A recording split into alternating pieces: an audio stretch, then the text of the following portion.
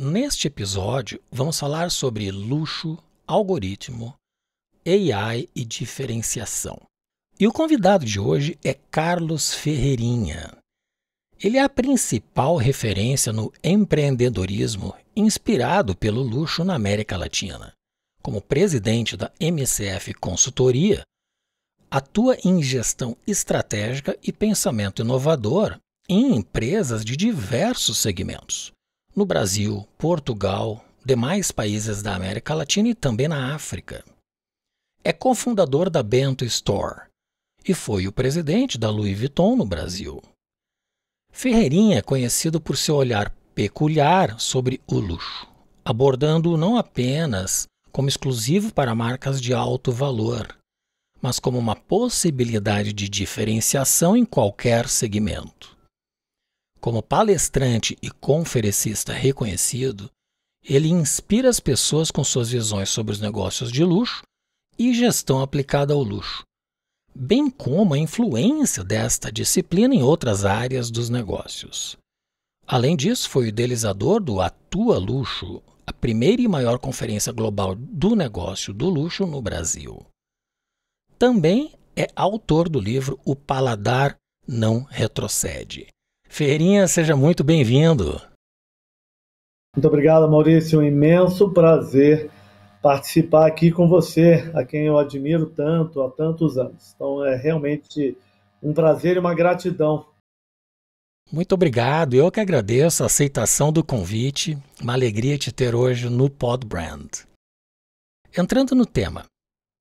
Mergulhando nessa fascinante temática que é o luxo, eu penso que a ideia pré-concebida de que o luxo é imediatamente associado a produtos e serviços de alto valor monetário não define seu real significado. Então eu quero propor uma reflexão profunda sobre o seu olhar, que transcende essa visão mais comum, chamamos assim. O luxo, em sua essência, é mais sobre diferenciar do que ostentar, sobre satisfazer os desejos de um indivíduo, por vezes até mesmo inconscientes. É a capacidade de transformar o comum em extraordinário, dar um toque único e pessoal que atende aos anseios singulares de cada um. Nunca antes tivemos a simbiose dos algoritmos e da inteligência artificial como recursos facilitadores e acessíveis como hoje. Então eu começo lhe perguntando: como você define o conceito do luxo, depois de tantos anos de experiência nesta disciplina, e como ele evoluiu ao longo do tempo? Maurício, novamente um imenso prazer e eu mesmo aqui ouvindo a sua oratória inicial sobre o luxo e eu diria que quase tudo necessário já foi bem colocado aí por você e te agradeço por isso. Maurício, a minha visão e a minha perspectiva do luxo, ela é sempre pautada numa estratégia de negócios, é sempre pautada na gestão. Eu não faço uma abordagem do luxo pelo meu olhar subjetivo de consumo. Eu uso o luxo numa inteligência de estratégia de diferenciação. E bem como você bem colocou, nas suas palavras iniciais, o luxo é o exercício máximo da diferenciação. Eu, inclusive, digo há muitos anos, de uma forma muito direta e objetiva, que o luxo é o estado da arte da excelência, o patamar máximo do extraordinário. Quando produtos e serviços alcançam patamares de singular diferenciação, que são muitos os fatores e são muitas as características que levam a essa diferenciação.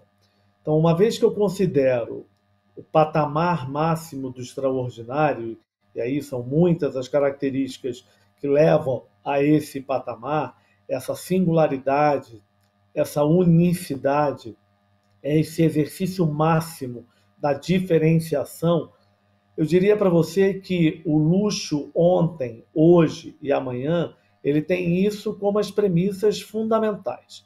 A principal, e quando você faz esse comentário sobre a evolução nesses últimos anos, eu te diria que, sem sombras de dúvida, a profissionalização dessa atividade. A verdade, Maurício, que existem frentes da filosofia francesa que acreditam que a manifestação do consumo do luxo existe desde o período paleolítico. Mas a janela de profissionalização dessa atividade, ela se deu nos últimos 35, 40 anos. Tem marcas de 300 anos, marcas de 200, de 150, mas a janela da profissionalização se deu nos últimos 35, 40 anos. E aqui sim, nós tivemos algo singular. Essa expansão, essa globalização, a internacionalização, as empresas que acabaram entrando em grandes grupos e conglomerados, as ações negociadas na Bolsa, a economia real ditando uma série de movimentos nessa atividade que no passado eram atividades de artesãos, atividades de pequenos empreendedores, e que nesses últimos anos ganhou verdadeiramente uma visibilidade profissional de grande conjuntura. Você comentou em profissionalização. E eu lembro que a MCF, a sua empresa de consultoria, iniciou um trabalho inédito no Brasil de imersões voltadas à aculturação do processo do luxo como gestão de negócio. Explica um pouquinho como funciona essa dinâmica. Me parece que tem mais de 10 anos essa jornada que tu tens com bastante frequência. Na verdade, já são quase duas vezes esses 10. São 22 anos já, Maurício, a MCF. A MCF completa esse ano aqui 22 anos de atuação. E essas imersões a qual você se refere, ela, desses 22 anos, ela possui aproximadamente 18 anos desses 22 anos, que são as nossas imersões, que nós chamamos do luxo aplicado à gestão. Eu, na verdade, Maurício, eu pratico uma crença que nem todo mundo tem que ser luxo, nem todo mundo precisa ser luxo, nem todo mundo deveria ser luxo. O mundo não é feito de luxo, o mundo não é feito de nicho, o mundo é feito de volume, o mundo é feito de massa, o mundo é feito de capilaridade. Mas o luxo, enquanto um princípio estratégico de inteligência e de diferenciação, ele pode ser aplicado em qualquer segmento, qualquer atividade, qualquer produto, qualquer serviço.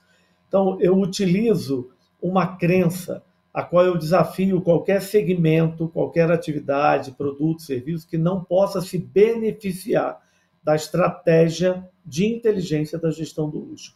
Então, nesses 22 ou 18 anos, com essa imersão que você bem colocou, eu conduzo uma linha de reflexão, não para entender as marcas de luxo, mas para entender o código dessa inteligência da gestão do luxo, que pode ser usado para o aprimoramento de uma linguagem, de um posicionamento, de uma embalagem, de uma estratégia de diferenciação, de um ponto de venda diferenciado, de um atendimento mais empoderado. São muitos aí os desdobramentos a qual eu venho trabalhando aí nessa jornada, conforme você colocou, nessa premissa de inteligência de diferenciação.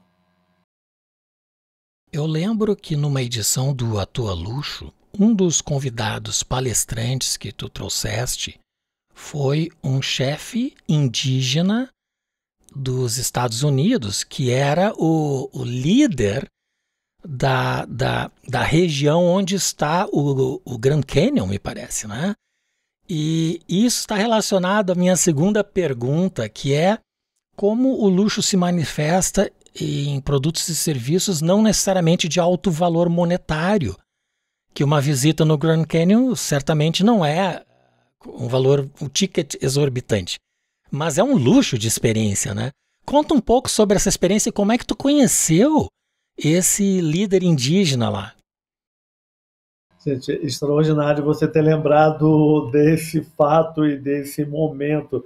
Te agradeço por isso. São algumas das memórias, né, que vão ficando e vão sendo construídas, que muitas das vezes você acaba não acessando elas, e foi muito prazeroso agora acessar isso.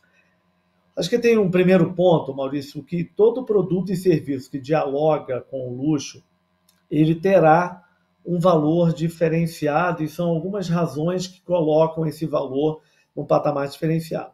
Mas enquanto uma inteligência de experiência numa tradução do luxo, quando eu decidi trazer, na verdade, o líder, porque o Grand Canyon o Grand Canyon, na verdade, assim, o Grand Canyon ele tem um peso muito importante na minha vida.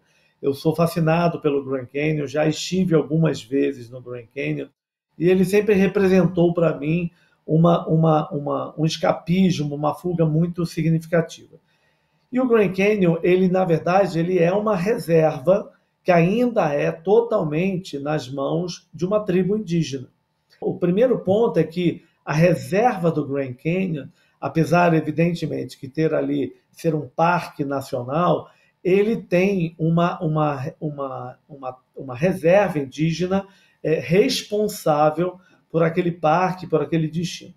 E há muitos anos atrás, eles criaram no Grand Canyon o que viria a ser a primeira ponte de vidro que foi inaugurada no Grand Canyon, que era exatamente algo que eu não acreditava naquilo, porque isso acabou sendo muito comum depois, ao longo dos anos, são muitos os outros lugares que acabaram criando esses rooftops, meio que ficam meio sobrevoando assim o nada.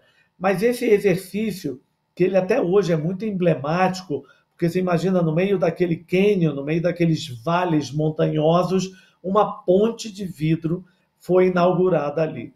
Então, quando eu fui muito impactado por aquilo, estive naquela ponte de vidro, fiquei verdadeiramente muito impactado com aquilo, com a capacidade de transformar exatamente algo que você comentou, o simples em especial, o especial em experiência. Essa ponte de vidro era um exercício muito único, muito singular de transformar a experiência do Grand Canyon, que já é por si só uma experiência singular, extraordinária, em algo ainda mais especial, algo ainda mais singular. Quando eu convidei o Grand Canyon para compartilhar esse projeto como um todo, quem acabou aceitando o convite foi o próprio líder da tribo indígena, que eu não conhecia pessoalmente, mas acabou se tornando uma história espetacular, que eu acabei trazendo um líder de uma tribo indígena para vir ao Brasil pela primeira vez que ele esteve na América Latina para apresentar esse feito.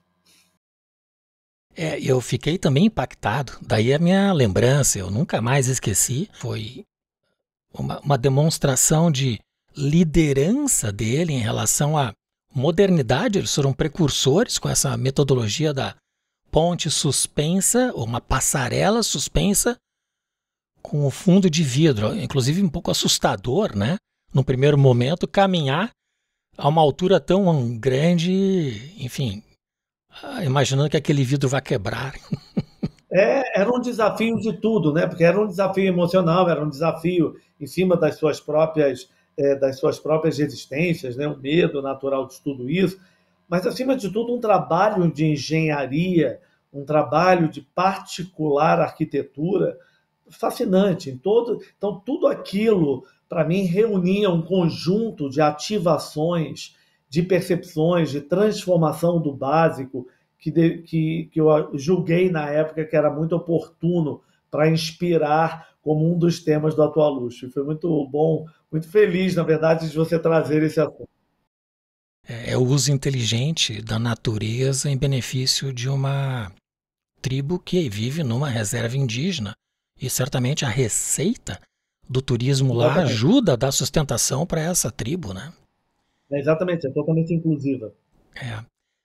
Como a diferenciação por meio do luxo pode influenciar a percepção e as emoções do consumidor num contexto novo que é dominado pela engenharia dos algoritmos, dado que as pessoas vivem uma boa parte do seu dia conectados à internet, às mídias sociais? Olha, Maurício, primeiro é assim, eu não coloco o luxo, a atividade do luxo, distante das outras atividades. Eu tenho uma visão muito pragmática do luxo. Eu entendo a atividade do luxo não num patamar de adoração, não num palco de celebração, não num movimento meio sacrossanto de adoração. O luxo é uma atividade de negócios. Então, essa movimentação dos algoritmos, na verdade, os algoritmos eles vêm desenhando muito daquilo que nós fazemos e realizamos nessa era da hiperconectividade. A era da hiperconectividade tem os algoritmos aí como elemento fundamental de inteligência dos nossos hábitos, das nossas navegações e levando esses cruzamentos como um todo. Então, eu te diria que, primeiro, eu preciso dividir isso talvez em duas partes muito importantes de reflexão. A atividade do luxo como um todo, ou as marcas de luxo como um todo, elas demoraram muito tempo para fazer uma absorção da inteligência digital. Muitas dessas marcas estiveram muito tempo, muito atrasadas em fazerem uma devida absorção, uma devida tradução, e eu diria até dar o devido apreço ao que seriam as redes sociais e o que seriam essa transformação digital como um todo. E é entendido isso. Essas marcas sempre trabalharam com os seus templos, e esses templos, muitas das vezes as lojas físicas, os templos dos hotéis, os templos das histórias todas, onde a sinestesia do toque humano sempre foi um elemento fundamental nas marcas de luxo. Então, uma vez que elas estiveram muito tempo atrasadas, elas não consideravam a transformação digital como um elemento fundamental da sua competitividade. Essa história, evidentemente, fica para trás, todas elas tiveram que aprender, algumas mais, outras menos, algumas usando a digitalização como um elemento de compras, outras não. Existem marcas que sequer vendem na internet até hoje. Mas eu te diria que a maior parte das marcas de luxo transformaram o digital numa grande capacidade de diálogo, de informação e de conhecimento. Então, dito isso, os algoritmos se tornaram aliados estratégicos para essas marcas de luxo. Na verdade absoluta, que nessa ode da internacionalização, da expansão, da atuação dessas marcas no eixo global e internacional, nesses investimentos expressivos que têm sido feitos, a necessidade da expansão da base de clientes para conseguir acompanhar esses resultados oriundos dessa pressão de profissionalização, os algoritmos se tornaram aliados estratégicos para que esses resultados sejam mais rapidamente alcançados e que um número muito maior de pessoas possa dialogar com essa atividade com muito mais, eu diria, uma amplitude de conhecimento, até mesmo quebrando muitas das resistências muito naturais quando se amplifica a voz do luxo como um todo. Então, os algoritmos são verdadeiramente aliados fundamentais. E ainda tem que se considerar, Maurício, que muitas das marcas, quando passaram também a utilizar o poder do e-commerce como um elemento também a mais de competitividade, aí os algoritmos eles são absolutamente essenciais e fundamentais para todos os cruzamentos dos hábitos e das navegabilidades como um todo. Eu vejo que os algoritmos, eles, fazendo uma analogia com o corpo humano, eles podem agir como hormônios, né, que potencializam. No entanto, a gente tem uma outra variável que pode ser um vírus, que são as viralizações, e que em certos casos positivas, outros negativas, mas aí temos o exemplo da Balenciaga no ano passado, que teve um impacto muito negativo, muito grande, da viralização de uma ação de comunicação, vamos dizer assim, que gerou controvérsias. E isso impactou bastante as vendas da Balenciaga, né? Assim, Maurício, sem sombras de dúvida, e aqui também, né, mais uma vez, né, todas as atividades, sejam elas quais forem os segmentos de atividades, estão diante ou dessa potencialização ou desse impacto viral que rapidamente contamina uma série de usuários e uma série de conhecedores, uma série aí de apreciadores ou até mesmo curiosos em relação a essas marcas.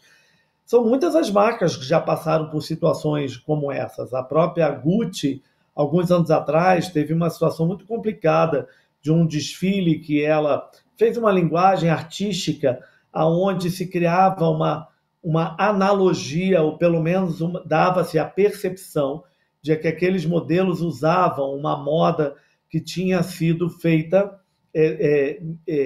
se inspirando, não era esse o objetivo, mas a percepção e a leitura foi dessa forma, as camisas de forças dos tratamentos psiquiátricos do passado. E isso entrou nas tramas sociais, o algoritmo potencializou rapidamente esses comentários virais negativos em relação à marca, e a marca teve uma situação complicadíssima de ter que se retratar publicamente e retirar por completo 100% de toda a coleção que havia sido idealizada. Então, o mesmo acontece com a Balenciaga, quando rapidamente um assunto, e é muito interessante que geralmente esses temas que são muito mais rapidamente propagados por uma geração mais nova. E é tão interessante, Maurício, que a geração mais nova, e que muitas das vezes é a geração Z, de certa forma a geração Z ela é a mais dominante nisso, não é a geração principal consumidora dessas marcas, mas ela é a principal geradora de engajamento. Então ela rapidamente incendeia o parque de diversões. E isso, onde evidentemente esse diálogo acaba sendo muito mais natural, né? Porque é uma geração totalmente modelada, formatada, educada no online, e como elas têm essa é uma geração que tem forte engajamento digital com as marcas, seja ou não compradores, porque muitas das vezes é apenas um engajamento verdadeiramente institucional, são eles que rapidamente incendeiam parques de diversões. Você poderia trazer alguns exemplos de ações da gestão do luxo que não estão relacionadas a produtos facilmente reconhecidos por este segmento, mas em negócios não tradicionais? E eu sei que tu presta consultoria para muitas empresas no Brasil inteiro, em outros países, que são de segmentos muito distintos, né? Por exemplo, agronegócio, ou instituição de ensino, ou qualquer outra que não seja de um segmento clássico relacionado a luxo como moda. Olha, Maurício, não, sem dúvida, e excelente, na verdade, essa pergunta. Até vou te dizer que moda é uma das atividades que eu menos faço trabalhos e projetos ao longo desses 22 anos. Alguns bons projetos na área do agro, alguns projetos na área da educação. Eu vou te dizer que são muitos esses desdobramentos. Se eu uso o agrobusiness, por exemplo, ele pode acontecer desde uma segmentação de corte de carne, ou pode ser uma segmentação de colheita de grãos. Então, alguns exemplos para ficar claro aqui.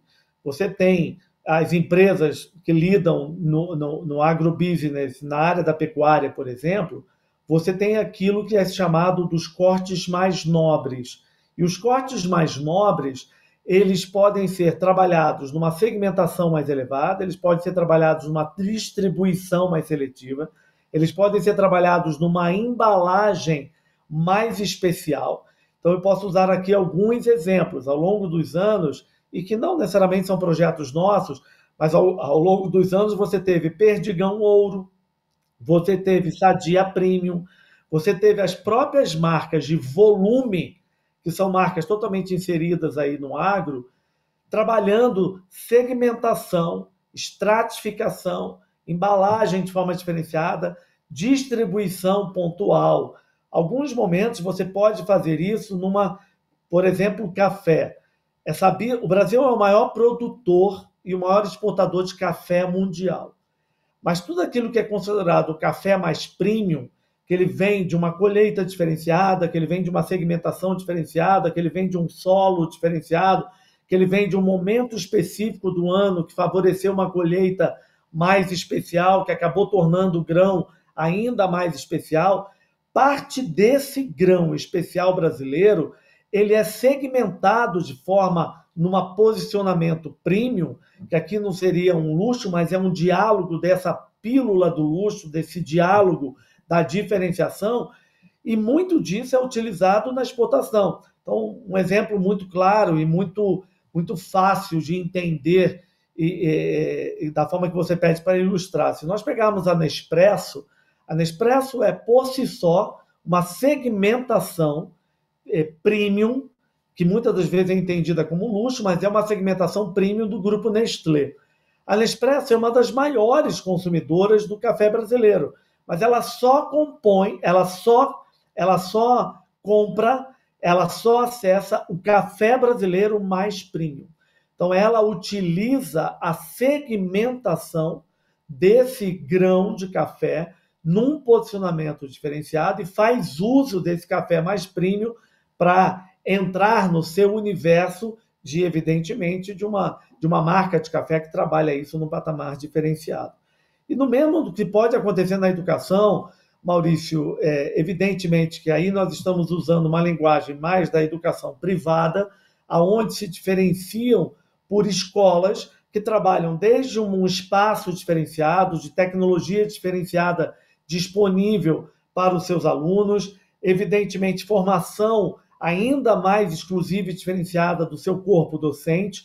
Então, esse composto e essa composição de atributos e características e posicionamento levam, evidentemente, essa pílula do luxo de diferenciação. Um exemplo talvez muito pontual e muito básico, as escolas de negócios no Brasil privadas, como é o caso de uma SPM, como é o caso de uma FAAP, como é o caso de uma Fundação Getúlio Vargas, sempre foram, evidentemente, ícones aí importantes.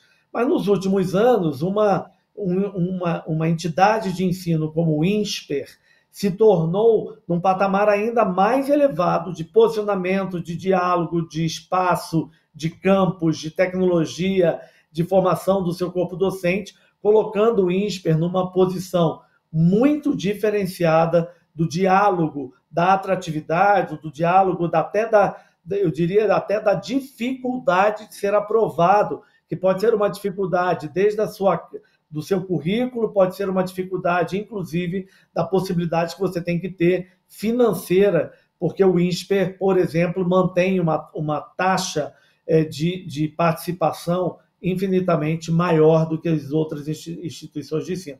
Então, essas linguagens de diferenciação, de posicionamento, de segmentação, de envelopamento das estratégias, elas podem estar no grão de soja, elas podem estar numa entidade de ensino, elas podem estar numa estratégia de segmentação de corte de um supermercado. Então, são muitos os exemplos que podem estar acontecendo nesse dia a dia. Este exemplo do INSPER mostra uma das características que eu considero bem relevante na formação do significado de um produto ou serviço premium ou luxo, que é a escassez. O número de vagas é limitado a muito poucas vagas e gera uma atratividade. Não, a escassez, o conceito do raro, o conceito do único, o conceito... É tão interessante você ter falado isso, Maurício, que um dos meus direcionadores estratégicos para esse ano de 2023 é exatamente o que eu tenho dito aos clientes, aos projetos como um todo. Não importa o que eu faça, descubra ou crie o seu elemento de escassez. E uma das características mais importantes do luxo, e inclusive eu costumo dizer que a atividade do luxo, ela não compete diretamente apenas pelo produto e o serviço diferenciado, mas, acima de tudo, pela sua capacidade de deixar claro o seu elemento de escassez, seja ele qual for, da matéria-prima diferenciada, a distribuição seletiva, aquele que costurou, aquele que produziu de alguma forma aquele produto, ou aquele serviço que é colocado apenas, aquele hotel boutique de apenas 10 bangalôs. Então, esse elemento de escassez, ele é um elemento muito importante, muito poderoso, inclusive, na atividade do luxo e nos seus desdobramentos como um todo. Esse segmento do turismo, ele tem uma relevância muito grande aqui na Tailândia, que gera um impacto somado de existem algumas diferenças de estatísticas, mas entre 15% e 20% do PIB. Para ter uma ideia comparativa, o Brasil recebe em média 6 milhões de turistas estrangeiros por ano. E na Tailândia, pré-pandemia, em 2019, são 40 milhões de turistas estrangeiros que visitam o país por ano. É impressionante.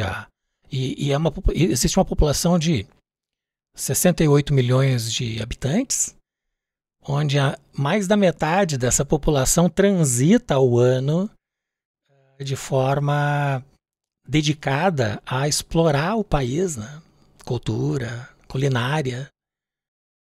Maurício, eu vou te dizer que os dados desse turismo outbound, né, no Brasil, que é essa quantidade de estrangeiros que chegam ao Brasil, é de uma vergonha singular, né?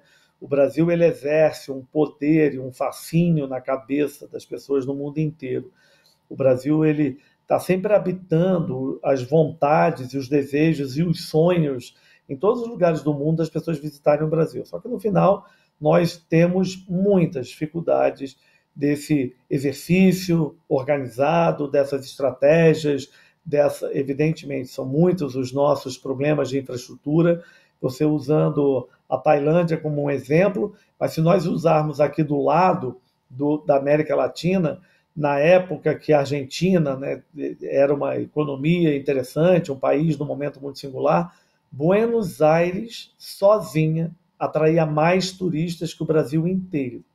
Então, nós estamos falando de uma cidade contra um país. Isso chega a ser quase constrangedor, né? Se nós analisarmos ainda no eixo das Américas, somente a Flórida recebe quase 5, 6 vezes mais do que turistas do que o Brasil inteiro. E olha que o Brasil tem Rio de Janeiro, né? Que é uma das cidades mais midiáticas e mais, eu diria que habita o coração das pessoas do mundo inteiro. Tem Copacabana, né? O Rio de Janeiro tem, o Brasil tem a Amazônia, que o mundo inteiro acha que é dono da Amazônia, sente que a Amazônia é pulmão do mundo, mas no final do dia a Amazônia do mundo inteiro poucos vão visitar, porque o Brasil tem uma questão de infraestrutura que chega a ser constrangedor. O Museu do Louvre recebe mais turistas, visitantes que o Brasil no ano. Eu vi recentemente numa palestra sua pela internet que tu estabelece uma certa dimensão de cenários para cada ano. Eu vejo que a inteligência artificial surge como um grande recurso. Quais tendências mais emergentes você pode prever para um futuro próximo desse segmento premium e como as empresas podem se preparar com a utilização da inteligência artificial na sua operação? Definitivamente, Maurício, pelo menos eu, Ferreirinha, considero que a inteligência artificial, que nós já usamos de diversas formas, de diversas possibilidades, né? Mas a inteligência artificial na sua plenitude, eu estou considerando a inteligência artificial como a nova. O impacto da inteligência artificial nas nossas vidas será talvez a mesma forma quando foi a chegada do telefone. O telefone mudou a vida de todos. Eu vejo que a inteligência artificial terá exatamente o mesmo poder de transformação, terá o mesmo poder de colocar dados como o novo petróleo. Eu costumo dizer, inclusive, que dados passou a ser a nova moeda corrente competitiva das empresas, das marcas como um todo. E nesse volume de dados e nesse volume de necessidade de se entender cada vez mais sobre o cliente, sobre suas práticas, seus hábitos, seus costumes, a inteligência artificial será a única aliada estratégica capaz de ajudar nessa velocidade, nessa capacidade de agrupamento dessas informações e de cruzamento dessas informações como um todo. Porque o que acontece também, Maurício, que você bem sabe, esses últimos 20 anos pautados pela hiperconectividade, ela também nos levou a um patamar de volume de informações que, se nós não tivermos cuidado, eu digo que a hiperconectividade levou à hipersuperficialidade, porque é um volume de dados tanto disponível que acabou tornando isso tudo muito difícil para que as pessoas possam fazer os devidos filtros, para que as pessoas possam fazer as devidas interpretações. E eu vejo que a inteligência artificial será um elemento fundamental para nos ajudar nesse volume de informações. Inclusive, há um dado disponível que aqui falho por não trazer a devida referência, mas há um dado disponível que diz que o volume de informações geradas nos últimos 10 anos já é maior do que toda a informação gerada no último século. Então, isso fica cada vez mais evidente, porque o que se gera de informações e todos os canais disponíveis que estão sendo colocados o tempo inteiro disponíveis, o próprio WhatsApp, que no Brasil é um usuário, nós somos heavy users no Brasil do WhatsApp, o WhatsApp se tornou uma fonte de propagação de informações, ora falsas, ora verdadeiras, ora totalmente superficiais.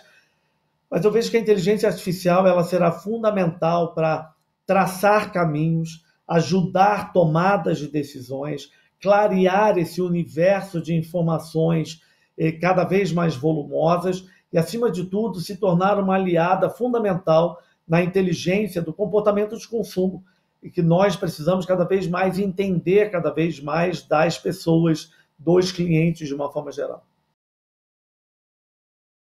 Você mencionou há pouco sobre das instituições de ensino, também da FAAP, e eu lembro que você foi o coordenador, o idealizador do MBA sobre gestão do luxo, né? Conta um pouquinho sobre essa experiência, porque eu acho que isso foi o precursor da multiplicação desse conceito na gestão de negócios no Brasil todo. Foi um exercício muito interessante, Maurício. Foi um exercício que ficou durante 10 anos, não existe mais. Eu fui, sim, o idealizador, eu fui o coordenador, mas o idealizador desse programa. Mas não foi uma iniciativa minha, foi uma iniciativa da própria FAAP, impactada na época pelo meu curso Gestão do Luxo. O curso Gestão do Luxo, que existe, né, nesses últimos 18 anos, dos 22 anos, ele é o primeiro curso de gestão de luxo nas Américas. E isso, na época, estimulou a FAAP, que é uma entidade de ensino sempre colocada um pouco à frente. A FAAP é sempre uma entidade de ensino que se colocou diante da reflexão da arte. Ela foi uma das primeiras a ter teatro numa entidade de ensino. A FAAP sempre foi um passo à frente. Na época, a própria Celita Procópio pediu ao diretor da Faculdade de Artes, de Arquitetura, que me procurasse para que eu levasse esse curso para a FAAP. Eu entendi naquele momento que o curso pelo curso ele era pequeno, naquele tamanho de FAAP como um todo. Aí a própria FAAP foi desenhando academicamente o que poderia então se tornar o MBA. Aquele exato momento foi muito singular, porque foi o primeiro MBA de gestão de luxo das Américas. Na verdade, nem nos Estados Unidos, na época, existia. Na verdade, o MBA de gestão de luxo, até hoje nos Estados Unidos, ele é menor. Na verdade, os exercícios são quase inexistentes. Aonde existe, evidentemente, uma proliferação de educação de luxo maior é na França e na Itália. Isso tem um volume significativo. Em Portugal, aonde eu participei durante muitos anos como o principal orador e participante do curso de Luxury Business do ISEG em Portugal. Então, na Europa, evidentemente, e tem todas as razões para isso, esses assuntos são propagados com maior eloquência, com maior volume. Mas esse foi um projeto muito interessante, projeto que durou 10 anos, e durante os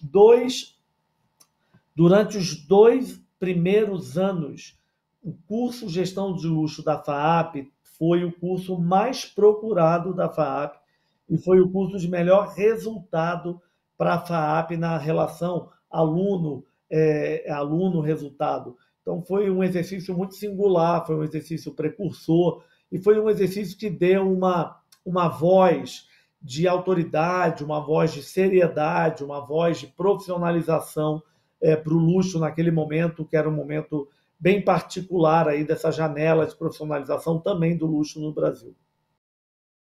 Foi a junção do ineditismo com o valor, né? Existe alguma possibilidade de reeditar o Atua Luxo, talvez em Portugal? Olha, o Atua Luxo, da forma que eu concebi, Maurício, existem algumas conferências no mundo até hoje.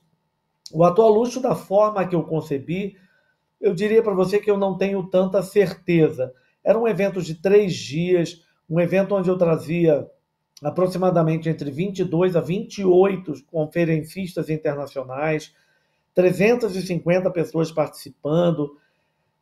Eu não sei se nos tempos atuais, eventos de 3 dias, com esse volume de conferencistas, num grau de dispersão que nós temos pela hiperconectividade e também pela essa agenda que, de uma forma geral, se tornou um dos maiores desafios que nós temos cada vez mais, eu tenho um pouco de dúvida. O Atua Luxo, nos últimos anos, nós fomos transformando o Atua Luxo em fóruns de um dia. E esses fóruns, nesses últimos anos, se chamam os Pensadores do Luxo. Então, nós fizemos os Pensadores do Luxo ao longo de quase 10 edições, interrompemos durante a pandemia, retomamos no ano passado com o formato desses fóruns, aí já chamado Ferreirinha Factor, que é um exercício exatamente sobre a minha visão como um todo. Então é um dia, uma manhã, uma tarde, dependendo de imersão totalmente comigo. E em Portugal já estou indo para a 3ª edição do que eu chamo de Luxury Business Inspiration and Mentorship. Essa já é a 3ª edição, são 3 anos que eu realizo isso em Portugal, num formato também de fórum, formato de um dia inteiro, mas eu não sei, eu estou seguindo nessa crença de fóruns ou de imersões que sejam ou de uma manhã ou de um dia inteiro, e quando é o curso sim, são 2 dias de imersão forte comigo, em algum momento é o que nós chamamos de True Experiences, que aí é o curso mais um dia de experiências de trocas executivas com gestores. Então, são alguns formatos mais híbridos, mais fluidos, mais rápidos, mais práticos, que eu desenhei nesses últimos anos e que eu estou acreditando que são formatos, não são os formatos certos, mas são os formatos orgânicos que eu construí nesses últimos anos. É como um PDF, né? Compacta, mas não perde o conteúdo. Eu vou passar a usar isso e te dar o devido crédito, porque eu simplesmente adorei. Eu adorei isso. Muito bom. Bom, Muito Ferreirinha, bom. chegou o momento do pinga-fogo. São 3 perguntas que eu faço a todos os convidados. Primeira delas: quais são as virtudes do empreendedor de sucesso? Olha, Maurício, essa pergunta é interessante você me fazer essa pergunta como pinga-fogo, porque ela é que talvez a mais me inferniza esses últimos 22 anos sendo empresário, empreendedor, e talvez seja o meu principal recomendação. Para mim é uma clareza muito grande e é pautada na minha experiência, né? Eu vejo que é persistência, resistência, resiliência e insistência.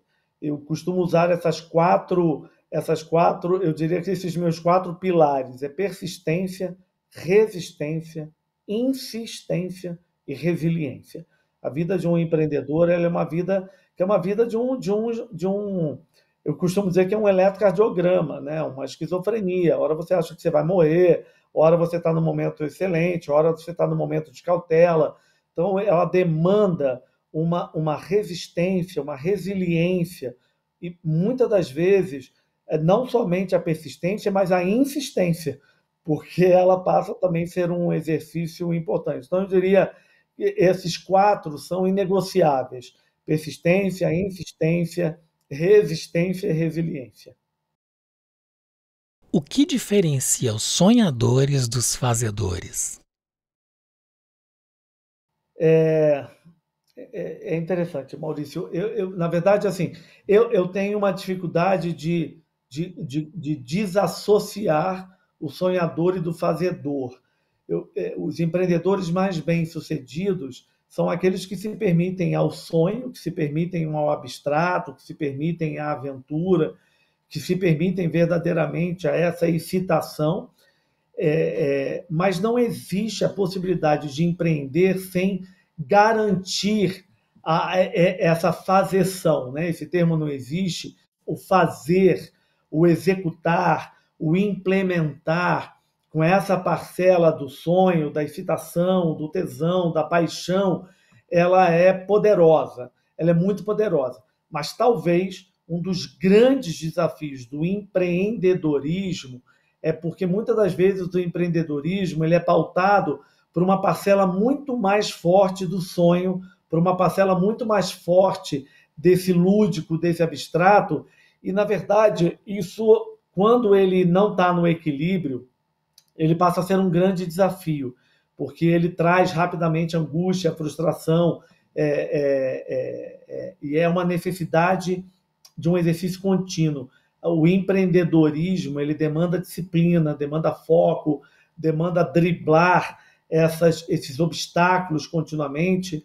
Eu costumo dizer, inclusive, que a vida de um empreendedor, você acaba trabalhando muito mais do que se você estivesse trabalhando numa corporação, você trabalhando numa estrutura tradicional de empresas. E muitas das vezes eu ouço, até hoje, você seguramente também ouviu, muitas pessoas que dizem que querem empreender porque elas não aguentam mais a vida corporativa, o volume de trabalho, e elas estão querendo uma qualidade de vida diferenciada. Eu falo, gente, toma muito cuidado, porque eu durmo mais tarde, acordo mais cedo, tenho um volume de trabalhos infinitamente maior do que foram meus 15 anos como executivo. Certamente. E a última, o que é design? Olha, Maurício, você é uma autoridade no design, eu me sinto aqui muito pequeno diante disso, mas eu vou até te dizer o seguinte: eu tenho dito, e possivelmente espero eu que você se alinhe a isso, mas eu digo que o século XX foi o século da moda.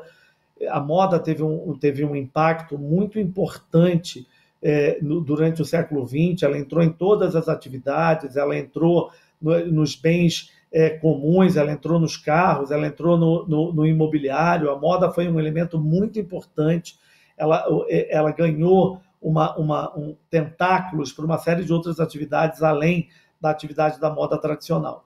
Eu tenho dito que o século XXI será o século do design, e eu, Ferreirinha, utilizo o design no meu dia a dia de trabalho como se fosse uma tríade sagrada do que eu chamo da função, da solução e da estética. Então, essa é a minha tríade sagrada. Eu digo que o design é a ferramenta poderosa de trabalhar estrategicamente, metodologicamente o belo, mas resolvendo alguma coisa e entregando algo que seja funcional. Então, vejo que o design, que pode ser o design de serviço, que pode ser o design de um produto, eu trabalho nessa tríade, que eu chamo da minha tríade sagrada, que é função, solução e estética. Excelente. Ferreirinha, nós chegamos à biblioteca do Podbrand, que é a seção de indicação de livros, onde as palavras transformam-se em degraus para a nossa melhor versão, que é o objetivo do Podbrand. Você poderia trazer algumas indicações de literatura para a gente? Olha, trago, Maurício, primeiro eu vou reforçar, o primeiro livro é o livro que você citou logo na abertura dessa maravilha aqui, dessa oportunidade desse podcast, que é o meu próprio livro, que é O Paladar Não Retrocede. E O Paladar Não Retrocede é um livro lançado há 3 anos atrás. Ele é um livro de inteligência de negócio, é um livro de inteligência de gestão, é um livro de comportamento de consumo. É um livro que me deixa, eu diria, bem orgulhoso. Ele está indo para 20 mil impressões, ele está entre os 10 livros de nicho, né, de inteligência de negócios, de inteligência de nicho, entre os 10 mais exitosos aí no ranking da Amazon. Então, um livro de inteligência, e é um livro que pauta aquilo que define a minha vida profissional, muito antes da própria MCF. Eu verdadeiramente acho que nós somos resultados o nosso comportamento de consumo, ele é resultado de uma série de impactos que foram sendo modelados por empresas, marcas, produtos e serviços profissionais que nos tornam mais exigentes, que elevam as nossas expectativas, que fazem com que a gente seja capaz de dar passos de consumo diferenciados, e uma vez que a gente é surpreendido, impressionado, a gente acaba não tendo vontade de dar o passo para trás. Então, esse é o primeiro livro que eu falo. Depois eu separei aqui um livro, que é um livro que eu li há muitos anos, mas ele é um livro muito importante para mim, e inclusive nesses últimos anos pandêmicos, eu utilizei muito o autor desse livro, que é Alvin Toffler. Alvin Toffler é talvez um dos grandes escritores e futuristas do final do XX para o século XXI, que faleceu há 7 anos atrás. Alvin Toffler escreveu o seu primeiro livro, que na verdade foram muitos ensaios que ele fez, e depois acabou se tornando o seu primeiro livro, lançado, por incrível que pareça, Maurício, lançado há 53 anos atrás, chamado O Choque do Futuro. Eu só tenho ele na versão em inglês, mas é o The Shock of Futures, The Future Shock. Alvin Toffler é um escritor, um futurista americano, e esse livro é um livro surpreendente, porque ele dialoga sobre aquilo que ele enxergava como futurista, que viria a ser os grandes desafios, os grandes obstáculos das próximas eras. E tem uma frase desse livro de Alvin Toffler, que é uma frase que ela habita a minha existência profissional e que eu utilizei muito nesses últimos 3 anos, quando Toffler dizia, né, como uma das suas citações célebres, o analfabeto do século XXI não será mais aquele que não sabe ler ou escrever, mas aqueles que não entenderem que precisam aprender, desaprender e reaprender. E essa é uma citação de Toffler desse livro, The Future Shock, mas há 53 anos atrás. É impressionante a capacidade dele de falar sobre isso.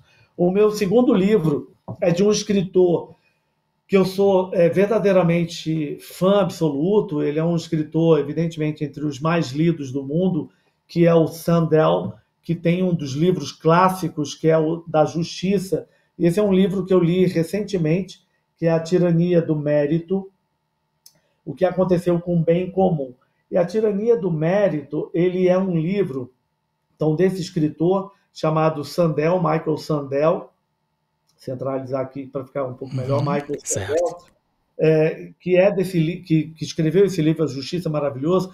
E A Tirania do Mérito, Maurício, ele é um exercício muito poderoso, muito angustiante, até eu diria, muito necessário para se entender o que ele chama da falência da democracia, aonde foi criando na cabeça das pessoas essa percepção que a meritocracia é que gera as possibilidades. E o que ele diz que, na verdade, existe uma disfunção social gigante nos últimos anos, que a meritocracia não tem nenhum tipo de peso para aqueles que não tiveram a chance de acessar o mínimo, aqueles que não tiveram a chance de fazerem parte de inclusões sociais, aqueles que não fizeram parte de processos educacionais diferenciados. Essa meritocracia acaba não funcionando. Então, ele intitulou isso da tirania do mérito. E eu acho absolutamente um título muito poderoso e um exercício literário muito profundo. O meu quarto livro, separei 4 aqui, também um dos escritores mais lidos nos últimos anos, um dos grandes pensadores, que é o Simon Hayek. E esse é um dos últimos livros que eu estou lendo dele, que é chamado O Jogo do Infinito.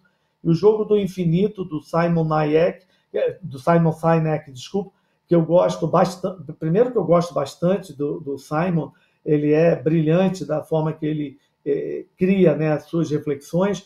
E aqui O Jogo do Infinito, ele é um exercício pautado para empreendedores e pautado para empresários, gestores, profissionais de uma forma geral, que diz que uma das grandes dificuldades é quando as empresas, os empresários, os gestores, os líderes de uma forma geral, eles pensam de forma finita dentro de um jogo que é infinito, porque o jogo das empresas e o jogo da vida, ele é um jogo infinito e que deveria manter na liderança uma capacidade muito maior e muito mais plena de favorecimento do todo, e não somente colocar isso preso em reuniões estratégicas que começam e terminam, em fases e datas que acabam aprisionando a possibilidade de um jogo que é muito mais infinito, que é o jogo empresarial, que é o jogo da vida, é o jogo do comportamento do consumo, é o jogo do cliente em contínua transformação, em contínua mutação, e muitas das vezes você acaba se limitando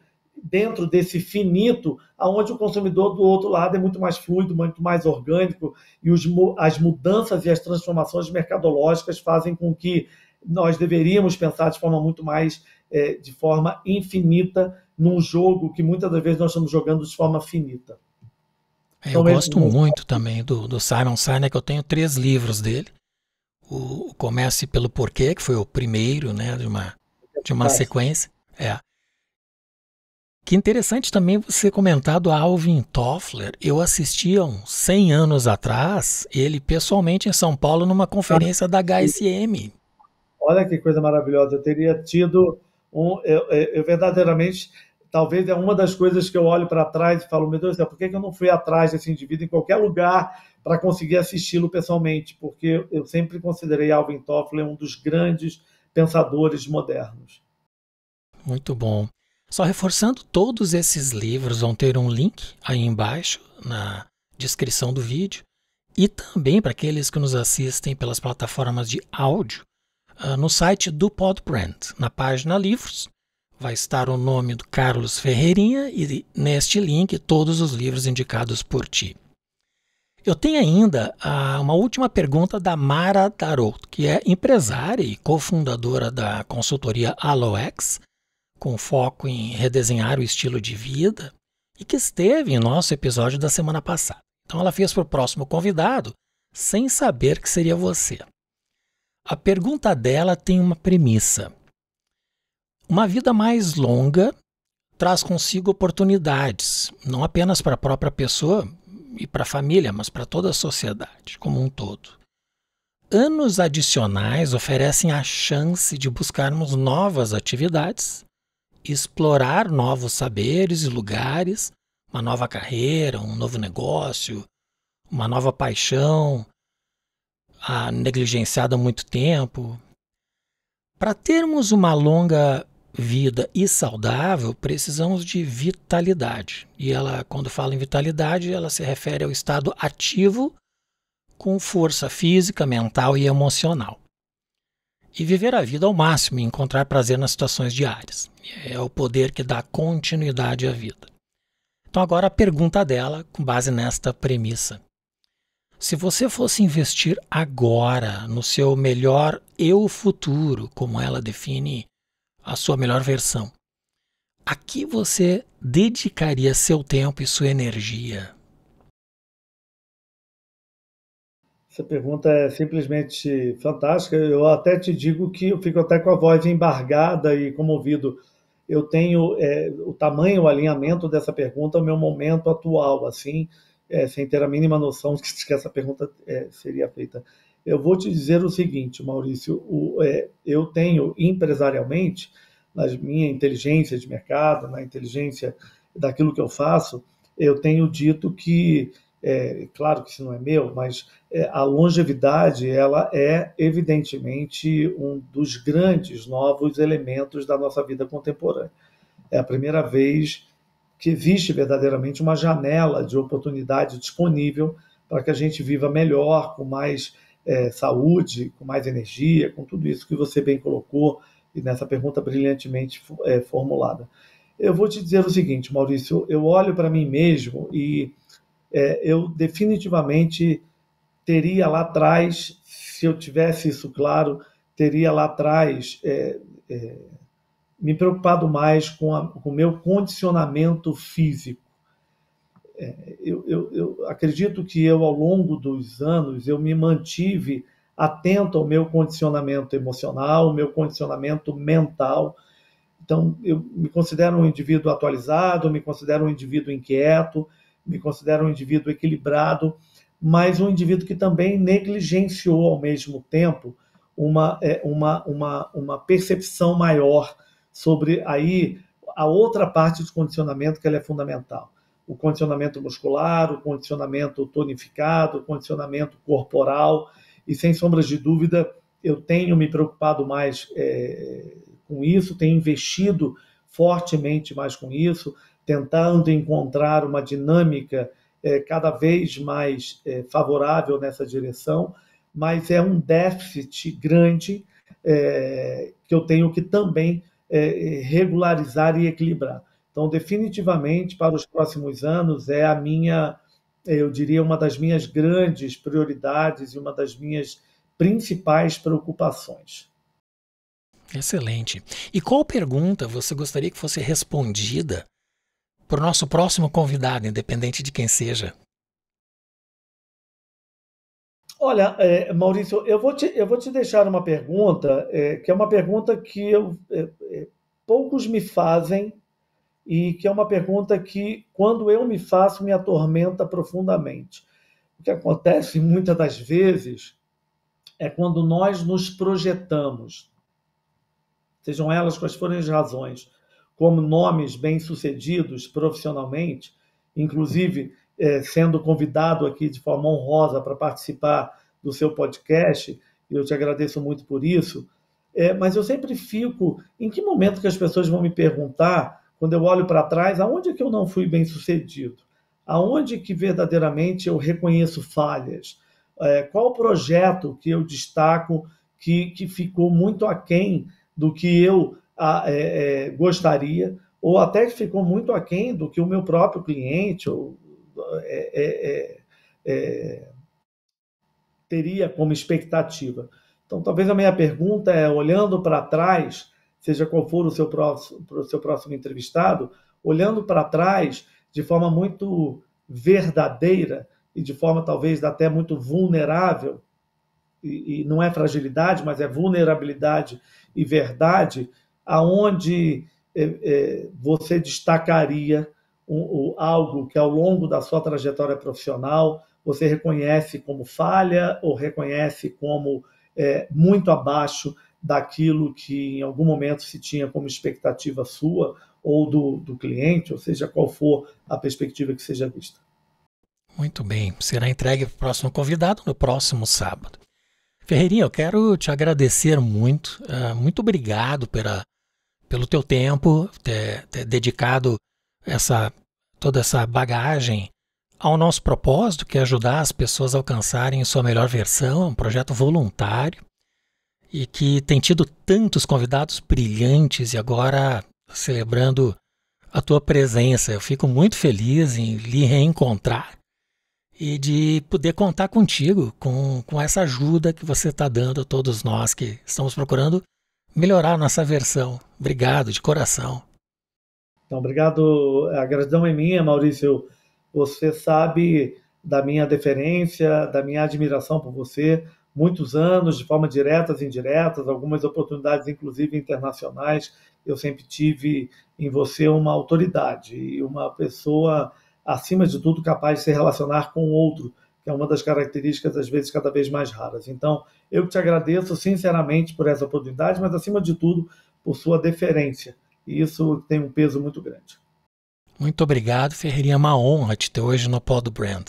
Ótima semana. Excelente. Este e os demais episódios do Pod Brand estão nas plataformas YouTube, Rumble, Apple Podcast, Deezer, Google Podcasts, Amazon Music e Spotify. Visite o nosso site podbrand.design, onde você encontra todos os episódios, a programação atualizada e links dos livros como estes que o Ferreirinha nos indicou. Compartilhe com as pessoas que curtem o conhecimento e se inscreva em nosso canal. Agradeço muito a presença do meu grande amigo brilhante Carlos Ferreirinha e em especial a você que nos acompanha. Nos vemos no próximo episódio do Pod Brand, o podcast do design.